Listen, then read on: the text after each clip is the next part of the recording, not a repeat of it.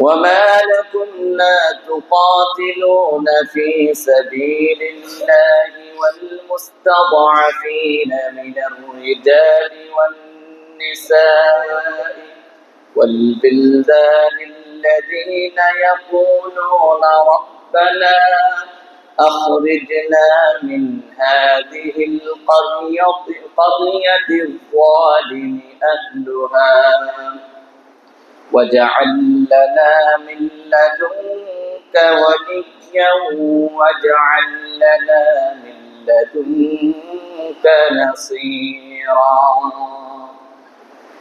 وقال رسول الله صلى الله عليه وسلم يوشك الأمم أن تداعى عليكم كما تداعى الأكلة إلى قصعتها. فقال قائل ومن قلة نحن يومئذ؟ قال بل أنتم يومئذ كثير ولكنكم غثاء كغثاء السيل ولينزعن الله من صدور عدوكم المهابة منكم وليقذفن الله في قلوبكم الوهن. فقال قائل يا رسول الله وما الوهن؟ قال حب الدنيا وكراهية الموت أو كما قال عليه الصلاة والسلام.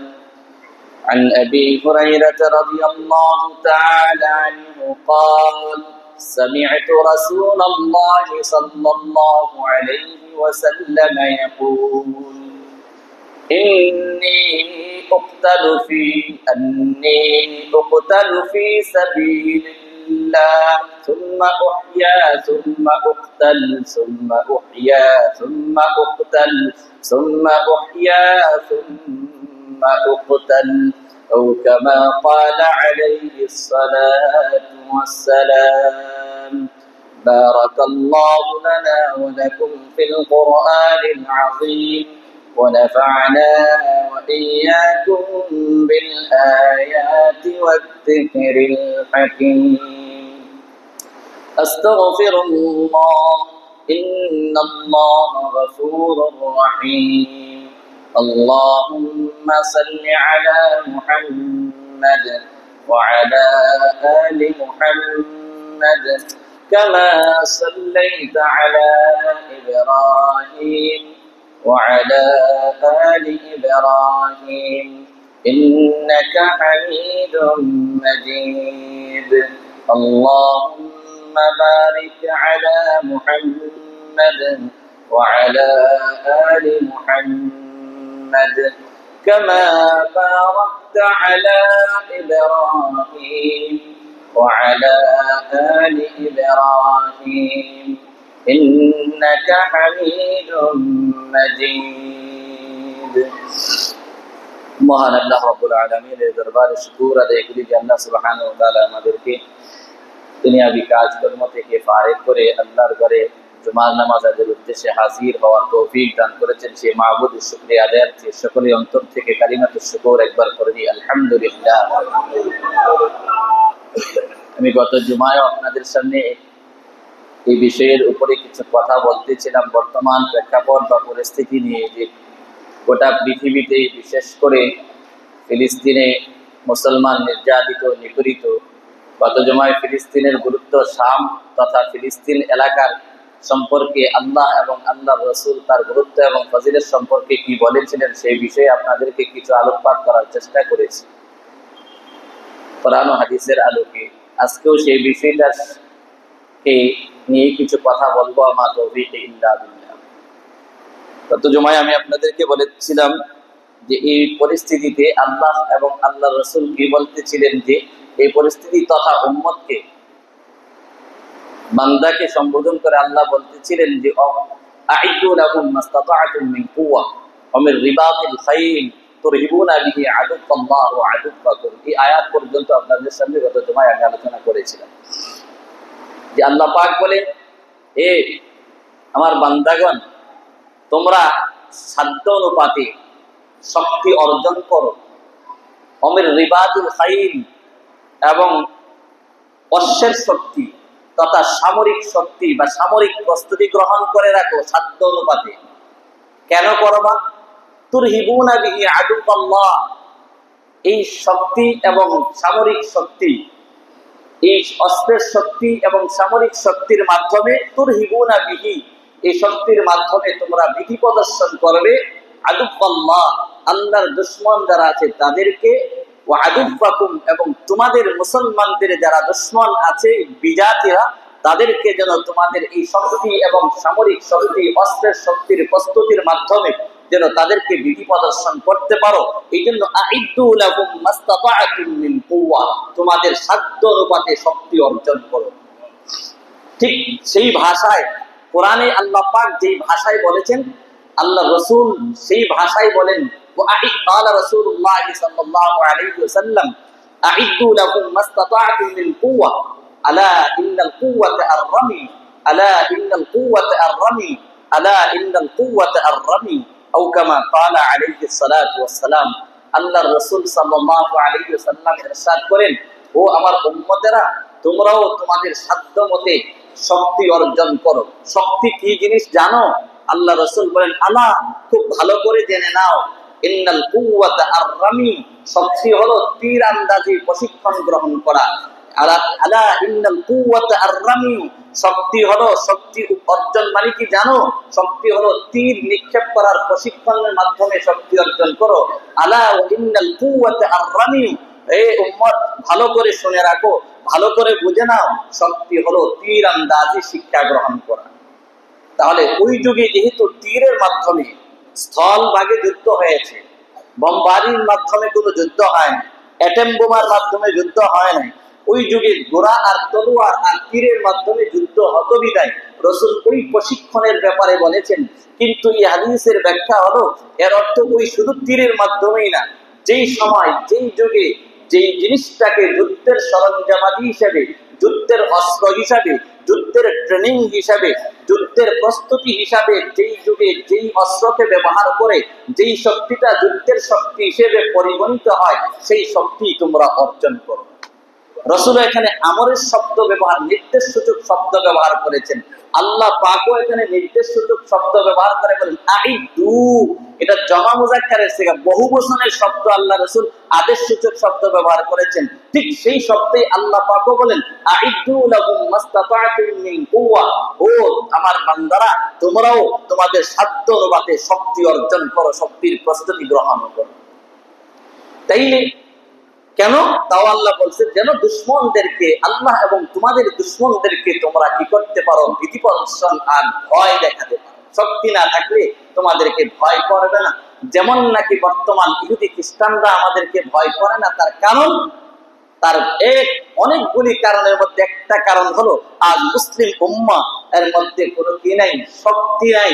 অস্ত্রের কোন আছে, থাকলে যাদের কাছে আছে তারাও আবার শাসকদের কাছে অস্ত্রের ক্ষমতা আছে, সামরিক ক্ষমতা আছে, জনগণের কাছে নাই। কিন্তু শুধু আল্লাহ এবং আল্লাহর রাসূল কিন্তু এই আয়াতে শাসককে খাস করে বিশেষ করে বলেন নাই, কোন সম্প্রদায়কে নির্দিষ্ট করে আল্লাহ আয়াতে বলেন নাই, কোন সম্প্রদায়কে নির্দিষ্ট করে আল্লাহ কোন গোষ্ঠী বা জনগোষ্ঠীকে নির্দিষ্ট করে রাসূল এখানে বলেন নাই ও শাসকগণ তোমরা শক্তি অর্জন করে, একথা বলেন নাই।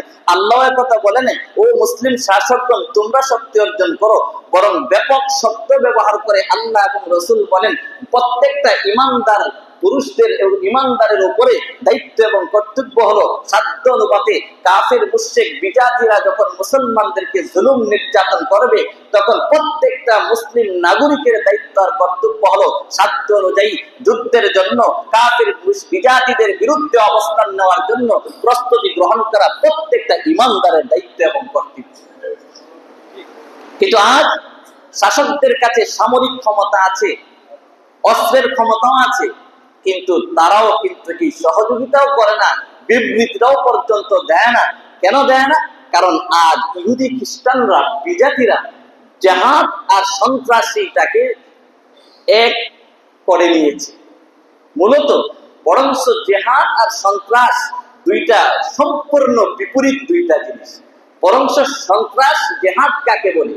সন্ত্রাসকে নির্মূল করার জন্য, আল্লাহর জমিনে আল্লাহর দ্বীনকে, ইনসাফকে, আইন, সঠিক আইন আর ইনসাফ প্রতিষ্ঠার জন্য এবং জুলুম নির্যাতন এই জমিন থেকে উৎখাত করার জন্য যেই লড়াই করা হয় সেই লড়াইয়ের নাম হলো জিহাদ।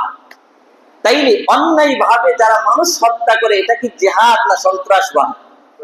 তাই আজকে যে ইসরায়েলের পক্ষ থেকে, ইহুদিদের পক্ষ থেকে ফিলিস্তিন তথা বিশ্বের বিভিন্ন দেশের, শুধু ফিলিস্তিনে না, বিভিন্ন মুসলিম কান্ট্রি বা এলাকাগুলিতে মুসলমান নির্যাতিত, নিপীড়িত, কোন কারণে, কোন অন্যায়ের কারণে তাদের উপরে নির্যাতন করা হয়, তাদেরকে হত্যা করা হয়। তো অন্যায় ভাবে কাহাকে হত্যা করা, তার কোনো ক্ষতি সাধন করা, এটার নামই তো জুলুম। আর এই জুলুমকে উৎখাত করার জন্য যে লড়াই হয় সেটা সন্ত্রাসবাদ নয়, সেটা হলো জিহাদ। আর এই আল জিহাদের ব্যাপারে রাসূল বলেন, আল জিহাদ মাদিন ইলা ইয়াউমিল কিয়ামা।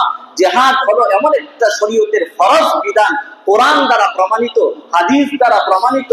রাসূল 43টা যুদ্ধ পরিচালনা করেছেন, এর মধ্যে 23টা যুদ্ধে রাসূল সশরীরে সেনা প্রধানের দায়িত্ব পালন করে যুদ্ধে অংশগ্রহণ করেছেন।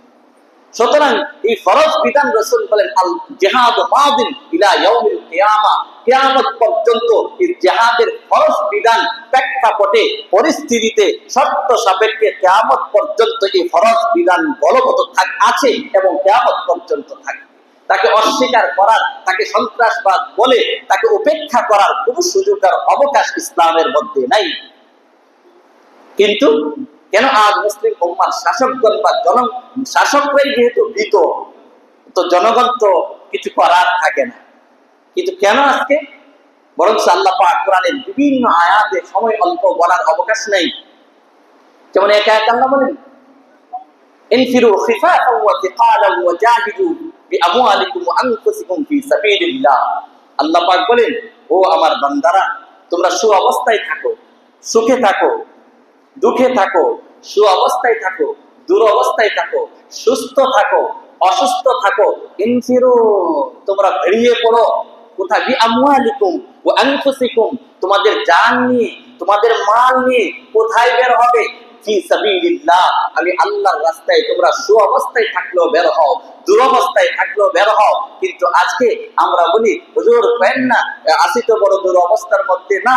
বরং আল্লাহর নবীর সাহাবীরা তো, আবু আইয়ুব আনসারীর ইতিহাস বলতে গেলে আমার আধা ঘন্টা সময়ের দরকার। শুধু এক সাহাবীর কথা বলতে গেলেই তিনি তো অসুস্থ অবস্থায় পর্যন্ত আল্লাহর রাস্তায় গেছেন। শুধু যায় না, বলছে যে আমার যদি রাস্তায় মারা যায় তারপরও আমাকে দাফন করবে না, বরং গন্তব্য পর্যন্ত পৌঁছার পরে, যেখানে উদ্দেশ্যে আমরা কাফেলা রওনা হয়েছে সেখান পর্যন্ত যাওয়ার পরে আমাকে দাফন করবে, যেন হাসরের ময়দানে আমি আল্লাহর সামনে এই কথা বলতে পারে, ও আল্লাহ, তোমার এই আয়াত আমাকে ঘরে বসে থাকতে দেয় নাই। সুস্থ অবস্থায় যেমন তোমার রাস্তায় বেরিয়েছি, অসুস্থ মুমূর্ষু অবস্থায় যখন বিছানার সাথে গড়াগড়ি করে কাতরাচ্ছিলাম, তখনও তোমার এই আয়াত, ইনফিরু খিফাফান ওয়া তিকালা ওয়া জাহিদু বিআমওয়ালিকুম ওয়া আনফুসিকুম ফি সাবিলিল্লাহ। ও আল্লাহ, তোমার এই কালামে পাকের এই আয়াত আমি আবু আইয়ুব আনসারীকে এই অসুস্থ অবস্থায় ঘরে বসে থাকতে দেয় নাই, আমাকে চেন আসে নাই। আমি এই আয়াতের দিকে লক্ষ্য করে মুমূর্ষু অবস্থায় তোমার রাস্তায় বের হয়েছি। শুধু রাস্তায় বের হয়ে আমি ক্ষান্ত হয় নাই, আমার মৃত্যুর পরেও তুমি যেই গন্তব্যে যাওয়ার উদ্দেশ্যে রওনা হয়েছিলাম, আমার লাশটা পর্যন্ত, মৃত্যুর পরেও আমার এই লাশটাও তোমার রাস্তায় চলেছিল। এই কথাটা যেন আমি আল্লাহর সামনে হাসরের ময়দানে বলতে পারি, এই জন্য আমার রাস্তায় মৃত্যু হলেও তোমরা আমাকে গন্তব্য পর্যন্ত আমাকে নিয়ে যাবে। কিন্তু আজ মুসলমানদের ঈমান এত দুর্বল, শাসকদের ঈমান এত দুর্বল, তার কারণও আছে অনেক কারণ। যাই হোক, যতটুকু সময় পাই 2-4টি হাদিস বলে আপনাদেরকে শেষ করব। কারণ যেমন অন্য আয়াতে আল্লাহ পাক বলেন, ইয়া আইয়ুহাল্লাযীনা আমানু হাল আদুল্লুকুম আলা তিজারাতিন তুনজীকুম মিন আযাবিন আলীম তু'মিনুনা বিল্লাহি ওয়া রাসূলিহি ওয়া তুজাহিদুনা ফি সাবিলিল্লাহি বিআমওয়ালিকুম ওয়া আনফুসিকুম যালিকুম খায়রুল লাকুম ইন কুনতুম তা'লামুন। এই জিহাদ করলে লাভ কি হবে? আল্লাহ বলেন ইয়াগফির লাকুম যুনুবাকুম ওয়া ইউদখিলকুম জান্নাতিন তাজরি মিন তাহতিহাল আনহার الأنهار ومساكن طيبة في جنات عدن ذلك الفوز العظيم আবার আল্লাহ বলেন ও ঈমানদারেরা আমি কি তোমাদেরকে এমন একটা ব্যবসার কথা বিজনেসের কথা বলবো যে বিজনেসটা হলো যে করলে কি হবে যারা আল্লাহ এবং রাসূলকে বিশ্বাস করার পরে জান এবং মাল দ্বারা আল্লাহর রাস্তায় জিহাদ করবে তাদের লাভটার প্রতিদানটা আল্লাহ কি দিবে ওয়ায়াগফির লাকুম যুনুবাকুম তাদের গুনাহসমূহকে আল্লাহ মিসমার করে ক্ষমা করে দিবেন ওয়ায়ুদখিলকুম জান্নাতিন তাজরি মিন তাহতিহাল আনহার এবং আল্লাহ পাক যে এমন উদ্যান রাজি তাদেরকে দান করবে যে উদ্যান রাজির পাদদেশে বিভিন্ন প্রকারের নহর প্রবাহিত হবে এগুলি আল্লাহ পাক দান করবেন এবং কি করবে আর কি করবে ওই যে মাসাকিনা তাইয়্যিবা মাসাকিনা তাইয়্যিবা ব্যাখ্যা করার সময় আমার হাতে নাই জান্নাতে মাসাকিনা তাইয়্যিবা পুত পবিত্র একটি মাসকান বাসস্থান আল্লাহ পাক দিবেন এই বাসস্থানটার প্রশংসায় বাসস্থানটার পরিচয় রাসূল হাদিসে পাকের মধ্যে বিস্তারিতভাবে এবং মুফাসসিরিনে কেরাম এই আয়াতের এই মাসাকিনা তাইয়্যিবা দ্বারা কোন ঘর উদ্দেশ্য জান্নাতে দিবেন এই ঘরটার কেমন হবে তার কেমন মনোমুগ্ধকর হবে কিসের তৈরি হবে সবকিছু মুফাসসিরিন এবং হাদিসে পাকের মধ্যে উল্লেখ করা আছে মাসাকিনা তাইয়্যিবা পুত পবিত্র একটি বাসস্থানের ব্যবস্থা করবেন তো এমন পুরস্কার দিবে জিহাদ যারা করবে আল্লাহর দ্বীনকে আল্লাহর জমিনে প্রতিষ্ঠার জন্য আর বেইনসাফ জুলুম নির্যাতনকে দুনিয়া থেকে জমিন থেকে কি করা উৎখাত করার জন্য যে সংগ্রাম আর লড়াই হয় এই লড়াইটাকে বলা হয় জিহাদ আর এই জিহাদের বিধান হলো ফরজ কিয়ামত পর্যন্ত ফরজ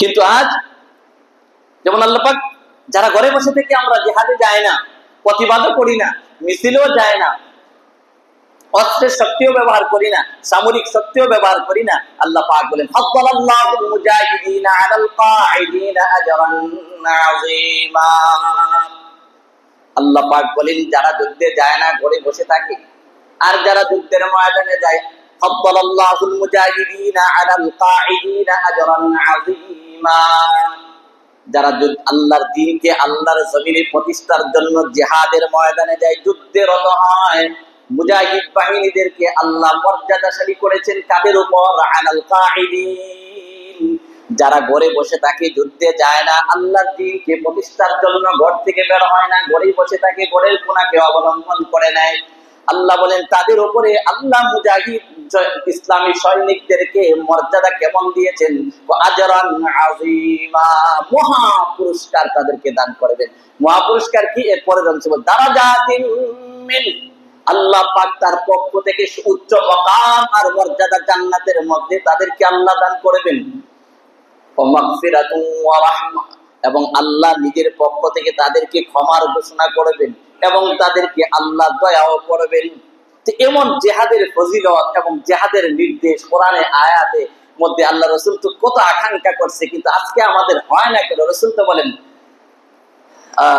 عن أبي هريرة رضي الله تعالى عنه قال سمعت رسول الله صلى الله عليه وسلم يقول أبو هريرة رضي الله تعالى عنه বলেন আমি রাসূলকে কথা বলতে শুনেছি রাসূল বলেন ওয়াল্লাযী নাফসি বিয়াদিহি লাওয়াদিতু আন্নী উকতালু ফি সাবিলিল্লাহ আল্লাহর রাসূল বলেন ওই সত্তার কসম করে আমি মুহাম্মদ বলি যা যেই সত্তার হাতে আমি মুহাম্মদের জান ওই সত্তার কসম করে বলি আমার তো আশা আর আকাঙ্ক্ষার তামান্না হলো যদি আমি আল্লাহর রাস্তায় আমাকে শহীদ করা হতো সুম্মা উহিয়া এরপরে আবার আমাকে জীবিত করা হতো সুম্মা উক্তাল তারপরে আবার আমাকে শহীদ করা হতো সুম্মা উহিয়া আবার আল্লাহ আমাকে জীবিত করতেন সুম্মা উক্তাল আবার আমাকে যদি শহীদ করা হতো সুম্মা উহিয়া আবার আমাকে জীবিত করা হতো হযরত আবু হুরায়রা বলেন এই হাদিসে রাসূল 3 বার এই বাক্যটা বলেছেন উক্তালু ফি সাবিলিল্লাহ সুম্মা উহিয়া সুম্মা উক্তাল সুম্মা উহিয়া সুম্মা উক্তাল সুম্মা উহিয়া বারবার রাসূল এই তামান্না আর আরজু আর আশা আল্লাহর কাছে পেশ করে বলেন আল্লাহ আমি যদি একবার শহীদ হইতাম আবার জীবিত করা হইতো আবার শহীদ হইতাম আল্লাহর রাস্তায় আবার জীবিত করা হইতো রাসূল আকাঙ্ক্ষা করছেন সাহাবীদের কথা তো বলাই লাগে না, এক একজন সাহাবীর কথা বলতে গেলে তো ঘন্টার ঘন্টা সময়ের দরকার। মাত্র যুদ্ধের ময়দান থেকে এসেছে, হাত শরীর থেকে আলাদা হয়ে গেছে, চামড়ার সাথে ঝুলতে আছে, এরপরও রাসূলের নির্দেশ ওই অমুক এলাকায় আবার যুদ্ধের ময়দানে যেতে হবে। সাহাবীরা সঙ্গে সঙ্গে প্রস্তুতি গ্রহণ করেছে, তাদের জানের দিকে তাকাই নাই, মালের দিকে তাকাই নাই। দেখা যায় এমন মৌসুমে যুদ্ধের জন্য রাসূল আদেশ করেছেন যেই মৌসুমের মধ্যে আরবে খেজুর ছিল তাদের গেজা এবং খাদ্য, ফসল বাগানের ফলগুলি পাকবে মাত্র, জীবিকার ব্যবস্থা দুই একটা ফলই ছিল মাত্র, এগুলি কাটবে মাত্র, ঘরে আনবে মাত্র। এমন সময়েও যদি রাসূল আদেশ করেছে যুদ্ধের ময়দানে যেতে হবে, সবকিছু মালের মায়া সম্পদ সবকিছু পিছনে রেখে, নিজের জানের মায়া মহাব্বত পিছনে রেখে, নিজের বিবি বাল বাচ্চার মহাব্বত পিছনে রেখে, মা বাবার মহাব্বত পিছনে রেখে, ছেলে মেয়ের মহাব্বত পিছনে রেখে সঙ্গে সঙ্গে যুদ্ধের ময়দানে যাওয়ার প্রস্তুতি গ্রহণ করেছেন। করছেন কি করছেন না? এমন ঘটনা একটা প্রত্যেকজন সাহাবীর ব্যাপারে, হায়াতুস সাহাবা, সাহাবীদের জীবনীগুলি পড়ে দেখেন যে প্রত্যেকজন সাহাবীর এমন ঘটনা বর্ণিত হাদিসের মধ্যে আছে। তারিখ ইতিহাসের কিতাবে ঐতিহাসিকগণ লিখে রাখছেন, একে একটা পড়লে আপনার জীবনের মোড় পাল্টিয়ে যাবে। কিন্তু শুধু কি তাই? আল্লাহু আকবার। কার কথা বলবো? আব্দুল্লাহ ইবনে হুযায়ফা রাদিয়াল্লাহু তাআলা আনহু, আল্লাহর নবীর সাহাবী। রোম আর পারস্য তৎকালীন সময়ে দুইটা গোষ্ঠী, দুইটা সম্প্রদায় খুব ঝগড়া লেগে থাকতো, তাদের মধ্যে বাদানুবাদ সবসময় লেগে থাকতো। রোম সম্রাট তখন জানতে পারলো মুহাম্মদের সাহাবীরা ঈমানদার যারা, তারা কোনো মানুষের কোনো মাখলুকের কাছে মাথা নত করে না, তারা টাকার প্রলোভন লোককেও গ্রহণ করে না, ক্ষমতার লোককেও তারা গ্রহণ করে না, মসনদের ভয় করে না, কাউকে ভয় করে না। এই কথাটা তাদের বিশ্বাস হয় না। বিশ্বাস না হওয়ার কারণে রোম সম্রাট তখন খলিফাতুল মুসলিমিন ওমরে ফারুকের শাসনামলে হযরত আব্দুল্লাহ ইবনে হুযায়ফার দায়িত্বে ওমর ইবনুল খাত্তাব রাদিয়াল্লাহু তাআলা আনহু যুদ্ধের ময়দানে প্রেরণ করেন। রোম সম্রাট পরীক্ষার জন্য যখন জানতে পারলেন মুসলমানদের উপরে আক্রমণ হবে, রোম সম্রাট তখন তার বাহিনীকে বলে দিল, আমি একটা পরীক্ষা নেব, মুসলমান যাদেরকে গ্রেফতার করবা, বন্দী করবা, তাদেরকে হত্যা করবা না, নিরাপদ আমার কাছে রাজধানীতে পাঠিয়ে দিবা। তখন কি করবে? যে একটা পরীক্ষার জন্য আমি তাদেরকে আবদ্ধ করবো এবং বন্দী করব। পরীক্ষা কি? শুনেছি ঈমানদার যারা, তারা নাকি আল্লাহ ছাড়া কাউকে ভয় করে না, তারা নাকি দুনিয়ার ক্ষমতার কোনো লোভী হয় না, টাকার কোনো লোভী হয় না, নারীর লোভী হয় না, পদের লোভী হয় না। আমি এই কথাটা বিশ্বাস হয় না, একটু পরীক্ষা করার জন্য, বিশ্বস্ত হওয়ার জন্য একটু পরীক্ষা নিয়ে দেখবো। আল্লাহর নবীর সাহাবী আব্দুল্লাহ ইবনে হুযায়ফা রাদিয়াল্লাহু তাআলা আনহুর নেতৃত্বে যান। যেমন কমান্ডার বলতে বর্তমান যেমন আমাদের ভাষায় মেজর, একজন মেজরের দিনে 150 সেনাবাহিনী থাকে, তো এমন আব্দুল্লাহ ইবনে হুযায়ফা রাদিয়াল্লাহু তাআলা আনহু একজন অফিসার ছিলেন মেজরের পর্যায়ে। তিনার অধীনে 60 থেকে 70 জন সাহাবী মুজাহিদ ইসলামী সৈনিক ছিল। তো তারা ঘটনাক্রমে যুদ্ধের ময়দানে উনি সহ ওনার কাফেলা সকলেই গ্রেফতার হয়ে যায়। গ্রেফতার করার পরে তখন রোম সম্রাটের যারা বাহিনী ছিল, সৈন্যরা, তাদেরকে কিছুই না করে সোজা আব্দুল্লাহ ইবনে হুযায়ফা সহ তার সাথী সঙ্গী সকল যোদ্ধাদেরকে কি যে রোম সম্রাটের দরবারে উপস্থিত করার পর, রাজ দরবারে নেওয়ার পরে রাজা তখন এই রোম সম্রাট তখন 3টা প্রস্তাব দিয়েছে, যেইগুলি আজ গোটা পৃথিবীর মুসলিম শাসক যারা আছে, যেইগুলির কারণে মুসলিম শাসকরা আজ আমেরিকার পুতুল হয়ে, ইহুদি খ্রিস্টানদের পুতুল হয়ে আজকে এই মুসলমান নামদারি তথাকথিত মুসলমান বা মুসলিম শাসক হিসাবে পরিচিত লাভ করে আছে, একমাত্র ওই সমস্ত জিনিসগুলির কারণে, যেই সমস্ত জিনিসগুলির লোক দর্শা দেখিয়ে আল্লাহর নবীর সাহাবীদেরকে হেলাবে তো দূরের কথা, একটা সেকেন্ডের জন্য, একটা মুহূর্তের জন্য দৃষ্টিটা পর্যন্ত অন্যদিকে নেওয়ার সুযোগ হয় না।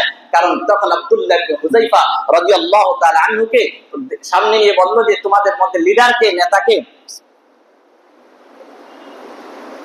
সকলেই আমির আব্দুল্লাহ ইবনে হুযায়ফা রাদিয়াল্লাহু তাআলা আনহুর দিকে ইশারা করে বললেন তিনি হলেন আমাদের আমির এবং লিডার। আব্দুল্লাহ ইবনে হুযায়ফা রাদিয়াল্লাহু তাআলা আনহুকে তখন রোম সম্রাট বলল, হে আব্দুল্লাহ শোনো, আমি হলাম ইহুদি আর তুমি খ্রিস্টান, তুমি হইলা মুসলমান। জানো, যদি তুমি একটা প্রস্তাব হলো আমাদের ধর্মে যদি ফিরে আসো, তাহলে আমার একমাত্র আমার এই পুরা রাজ্যের মালিক আমি, সম্রাট, রোমের সম্রাট আমি, প্রত্যেকটা রাজ্য তোমার নামে আমি লিখে দেব। 1 নাম্বার কি করছে? সম্পদের লোভ দিছে। 2 নাম্বার প্রস্তাব হলো আমার একমাত্র রূপসী রমণী একজন মেয়ে আছে, একমাত্র কন্যা, এই কন্যাটাকেও তোমার কাছে আমি বিবাহ দিয়ে দিব। 2 নাম্বার লোক ছিল, নারীর লোক দেখাইলো। 3 নাম্বার বললো, আর যেহেতু তুমি আমার মৃত্যুর পরে আমার মেয়ের জামাতা, যেহেতু এই সুবাদে পদাধিকার বলে, অর্ধেক রাজ্যের মালিক তো তোমাকে আমি লিখে প্রথমেই দিয়ে দেব, আমার মৃত্যুর পরে জামাতা হিসেবে বাকি অর্ধেক রাজ্যের মালিক তুমি আব্দুল্লাহ হয়ে যাবে। এই প্রস্তাব দেওয়ার পরে আব্দুল্লাহ ইবনে হুযায়ফা রাদিয়াল্লাহু তাআলা আনহু বলেছিলেন, ও রোমের কুকুর, হে রোমের কুত্তা, এই শব্দটাই ব্যবহার করেছে, হে রোমের কুকুর, একবার বলেছিস, দ্বিতীয়বার যদি আর এই কুপ্রস্তাব গুলি জবান দ্বারা উচ্চারণ করিস, কুকুর, দুনিয়ার কুকুর, রোমের কুকুর, তো তোর অবস্থা কিন্তু ভালো হবে না। এই ছিল ঈমান পাওয়া। এটাকে বলা হয় ঈমানদার, এটাকে বলা হয় ঈমানী শক্তি। রোম সম্রাট চিন্তা করলো, বোঝা গেছে পেঁয়াজের জাজ মনে হয় কমে নাই, পেঁয়াজের জাজ কমাতে হবে। আমি হলাম, কারণ রোম পারস্য তখনকার ছিল, যেমন এখন আমেরিকা, রাশিয়া ইত্যাদি গুলোকে সুপার পাওয়ার বলা হয়, তৎকালীন সময়ের রোম পারস্য ছিল সুপার পাওয়ার, ক্ষমতাসীন ওই দেশগুলি। বলছে, আমার সামনে আমাকে এমন কথা বলা, রাখো, পেঁয়াজের গ্যাং আর জাজ কমাচ্ছি। তখন জেলখানায় আবদ্ধ করা হলো, সকলকে আবদ্ধ করে যখন ডাক্তারকে বলে দিল, বললো যে তাদেরকে খানা দিবা না, পান করার সুযোগ দিবা না, তবে শুনে রাখো, একজন ডাক্তার নিযুক্ত করে দিয়েছে যে যখন দেখবা যে এখন খাবার না দিলে মারা যাবে, যেহেতু আমি মৃত্যু দেওয়া তাদেরকে আমার উদ্দেশ্য নয়, তখন খাবার দিবা, ডাক্তার নিযুক্ত করে দিয়েছেন। কিন্তু দেখা যায় 1 দিন 2 দিন 3 দিন অনাহারে তাদের শরীরের শিরা উপশিরা চলে না। ডাক্তার পরীক্ষা করে কতক্ষণ পর পর দেখে যে শিরা চলে না, বলছে যে বাদশার কাছে, রোম সম্রাটের কাছে খবর পাঠালেন, যদি এই মুহূর্তে যদি খাবার দেওয়া না হয় তাহলে সবগুলি লোক মারা যাবে। তখন বাদশা আদেশ করলো, ঠিক আছে, এখনো শর্ত মানে নাই, সুতরাং তাদেরকে খাবার দিবা। 1 নাম্বার হলো শুয়োরের গোশত দিবা, 2 নাম্বার পান করার জন্য মদ মিশ্রিত পানি দিবা। আবার এই কথাটা গোপনে দিবা না, বলে দিবা এই গোশতটা হলো শুয়োরের গোশত, খিনজিরের গোশত, আর পানিটা হলো মদ মিশ্রিত, বলে দিবা।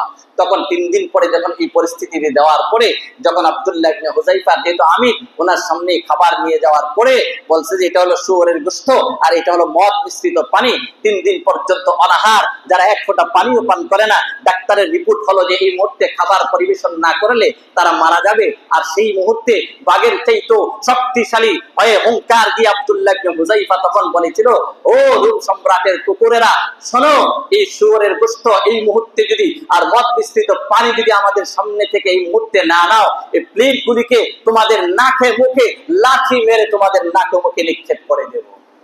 ডাক্তার আশ্চর্যের বিষয়, যেই মানুষগুলি তো দাঁড়ানো থেকে, বসা থেকে দাঁড়াইবার শক্তি নাই, আর এরার এত বড় হুঙ্কার, এত বড় চিৎকার, বিষয়টা বুঝলাম না, এরা হয়তো কোনো দানব হবে, কোনো অন্য কোনো জাতি হবে। এই কথা বলে বাদশার কাছে যখন রোম সম্রাটের কাছে পাঠায়, তখন রোম সম্রাট বলে, আচ্ছা এমন নাকি, তাহলে কি করা যায়? তো বুঝছি পেঁয়াজের জাত এখনো কমে নাই, কি করো? সংখ্যা গণ, 60 থেকে 70 জন হবে। 60 থেকে 70টা দেখছি, খাজা বাবার দেখছি আছে না, বিভিন্ন খাজা বাবার দরবারে গেছেন না, দেখছি যে পেট পূজারির জন্য, পেট পালার জন্য মানুষ দাঁড়াইতে পারে পরিমাণ বড় বড় দেখছি বিভিন্ন মাজারে দিয়া রাখে। এটি কিন্তু হিসাবে পায় না, বুজুর্গ পায়। এসব গাঞ্জাখোর, মদখোর, জিনাকা, বেবিচার, মাসেও গোসল করে না এমন গণ হানাসদের ফেলে যায় এই সমস্ত টাকাগুলো। শিক্ষিত মানুষ কোনোদিনও দিতে পারে না এই সমস্ত ডেকচির মধ্যে, মাজারের ডেকচির মধ্যে টাকা দিয়া। যত টাকা দিবেন, যত বেশি দিবেন তত গুনাহগার হইবে, যত বেশি টাকা দিবেন মাজারে তত বেশি গুনাহগার হইবে। সাবধান, এমন ওই খাজা বাবার ডেকচির মতো কই যে সংখ্যা অনুপাতে ডেকচির ব্যবস্থা করো, এগুলিকে আর বড় বড় নিম গাছের মতো বড় বড় গাছের টুকরো দিয়ে গরম আগুন প্রজ্বলিত করো, আর এগুলির মধ্যে পানি গরম করবে না, বরং তেল গরম করবে, যেন একটা মানুষ দাঁড় করাইলে দাঁড়াইতে পারে এমন পরিমাণ বড় বড় ডেকচি বানাইয়া সংখ্যা অনুপাতে তেল দিয়ে উত্তপ্ত করে সকলকে এই ডেকচির সামনে এসে দাঁড় করিয়ে আব্দুল্লাহ ইবনে হুযায়ফাকে প্রথম নেয় নাই। একজন আব্দুল্লাহ ইবনে হুযায়ফার সাথী একজন যোদ্ধাকে নিয়ে বলল যে তাকে এই মুহূর্তে বলে, প্রথম প্রস্তাব দিয়ে আবার তেলের ডেকচির সামনে নিয়ে আব্দুল্লাহ ইবনে হুযায়ফা রাদিয়াল্লাহু তাআলা আনহুকে বলছেন, হে আব্দুল্লাহ, শোনো, এখনো সময় আছে, তোমার ওই পূর্বে যে আমি প্রস্তাব দিয়েছিলাম এই প্রস্তাব কিন্তু আবার এখনো বলবৎ আছে, তুমি এখনো সময় আছে, রাজি হয়ে যাও। আব্দুল্লাহ ইবনে হুযায়ফা চুপ করে রইলেন, তখন কোনো উত্তর দেয় না। তখন একজন যোদ্ধাকে নিয়ে একটা ডেকচির মধ্যে ফুটন্ত তেলের মধ্যে যেই মাত্র ছেড়ে দেয়, মুহূর্তের মধ্যে শাহাদাত বরণ করে একদম চুপটা একটা বড় কড়াইয়ের মধ্যে এক কড়াইয়া তেলের মধ্যে একটা পুঁটি মাছ ছেড়ে দিলে যেমন সঙ্গে সঙ্গে বোনা হয়ে যায়, আল্লাহর নবীর ওই মুজাহিদরা সাহাবীরা তেলের মধ্যে সঙ্গে সঙ্গে বোনা হয় শাহাদত বরণ করে। এখন আবার দ্বিতীয়বার বলে, ও আব্দুল্লাহ ইবনে হুযায়ফা শোনো, দেখো তোমার সঙ্গীর কি পরিণতি হয়েছে, এখনো সময় আছে, আমার প্রস্তাব এখনো বলবৎ আছে, এখনো সময় আছে, সুযোগ আছে, তুমি যদি প্রস্তাব মেনে নাও তাহলে তুমি সহ সকলেই বেঁচে যাবে, নতুবা তোমাদের এই একজন সাথীর যেই পরিণতি হয়েছে তুমি সহ তোমার ৭৭ জন সঙ্গী সাথী মুজাহিদদের একই পরিণতি হবে। এখন তখন বললো যে তখনও আবার এই আব্দুল্লাহ ইবনে হুযায়ফা রাদিয়াল্লাহু তাআলা আনহু তাকে কুকুর বলেই সম্বোধন করেছে, এরে দুনিয়ার কুকুর, আমরা মৃত্যুকে ভয় করি না, আল্লাহর একাত্মবাদ ছাড়তে পারি না, আল্লাহর রাসূলের জন্য মৃত্যুকে আমরা আমাদের জন্য অমীয় সুধা মনে করি, আমরা আমাদের জন্য এটাকে বড় শরবতের পেয়ালা মনে করি, সুতরাং এগুলির ভয় আর প্রস্তাব আর প্রলোভন দেখে আমাদের কোনো লাভ হবে না। তখন আব্দুল্লাহ ইবনে হুযায়ফাকে যখন আবার দ্বিতীয় পর্যায়ে ডেকচির কাছে নিয়ে যাওয়া হচ্ছিল, ও আল্লাহর নবীর সাহাবী আব্দুল্লাহ ইবনে হুযায়ফার চোখের কিনারা দিয়ে একটু পানি প্রবাহিত হচ্ছিল, তখন একটা রোম সম্রাট বলে, ও আমার সৈনিকেরা তার একটু দাঁড় করাও, মনে হয় পেঁয়াজের জাজ একটু কমছে, মনে হয় ভিতরে একটু ভয় ঢুকছে। তখন আবার প্রস্তাব দিছে আব্দুল্লাহ ইবনে হুযায়ফা রাদিয়াল্লাহু তাআলা আনহু বলেন, ও রোমের কুকুর, এ দুনিয়ার কুত্তা, শুন, আমি মৃত্যুর ভয়ে কাঁদি না। তাহলে তুই কাঁদলি কেন? ও কাঁদি কেন জানিস? আমি কাঁদতেছি কেন জানিস? তুই তো দুনিয়ার কুকুর, আমি আব্দুল্লাহ ইবনে হুযায়ফা, তুই আমাকে এখন তেলের মধ্যে দিয়ে দিবি, মারা যাবো, এই ভয়ে আমি কাঁদি না, আমি কাঁদতেছি আমার আল্লাহ তো আমাকে মাত্র জান দিছে একটা, আমার আল্লাহ তো আমাকে প্রাণ দিছে মাত্র একটা, আল্লাহ তো আমাকে পরীক্ষার জন্য পাঠিয়েছে, এই পরীক্ষার সামনে আইনা আল্লাহ আমারে একটা জান দিছে, আমি কাঁদতেছি, আল্লাহ আমাকে তুমি পরীক্ষা নিবা, একটা জান দিয়ে আমি পরীক্ষায় কেমনে পাস করব? আল্লাহ যদি আমাকে একটা একটা করে 100টা জান দিতা, আর 100 বার আমি আল্লাহ তোমার রাস্তায় শহীদ হইতাম, আর 100 বার আমাকে আবার জীবিত করা হতো, আর 100 বার আমি আবার শহীদ হইতাম, তাইলে আল্লাহ তুমি বুঝতে পারতা আর তোমার পরীক্ষার মধ্যে আব্দুল্লাহ কতটুকু অগ্রগামী, আর তোমাকে আমি আল্লাহ কতটুকু ভালোবাসি, তোমার রাসূলকে কতটুকু ভালোবাসি, তোমার প্রেম ভালোবাসা আমার অন্তরে কত, তোমার একাত্মবাদের ঈমানি পাওয়ার আমার ভিতরে কত, তুমি যে পরীক্ষা করতে আসো, মাত্র দিলা একটা জান, আমি কাঁদতেছি এই জন্য, যদি আল্লাহ আমাকে 100টা জান দিত আর 100 বার আমি আল্লাহর রাস্তায় শহীদ হইতে পারতাম, এই আশঙ্কা, এই আরজু আর এই আকাঙ্ক্ষা করে করে আমি চোখের পানি প্রবাহিত করছি। এই ছিল সাহাবীদের ঈমান।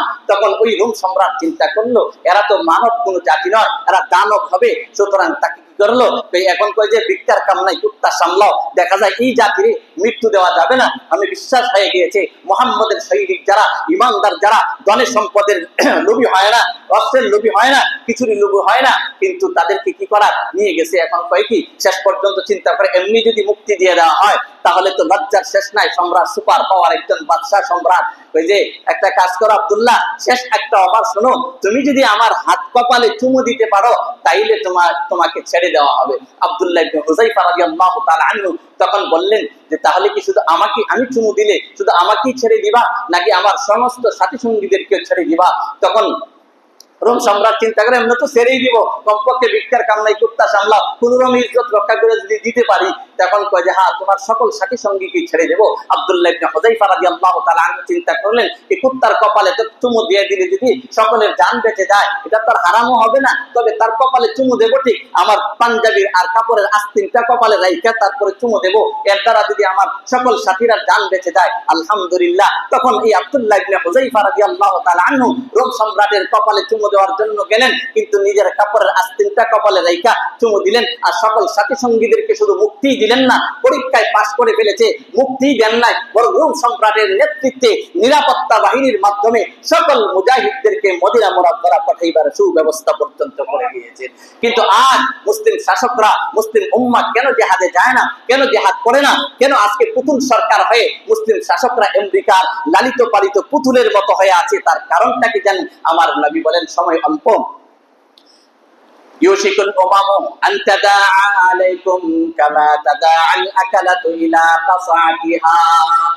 আল্লাহর নবী বলেন, একটা সময় আসবে বিজাতিরা তোমাদের বিরুদ্ধে এমন ভাবে দাঁড়াবে যেমন ভাবে কামা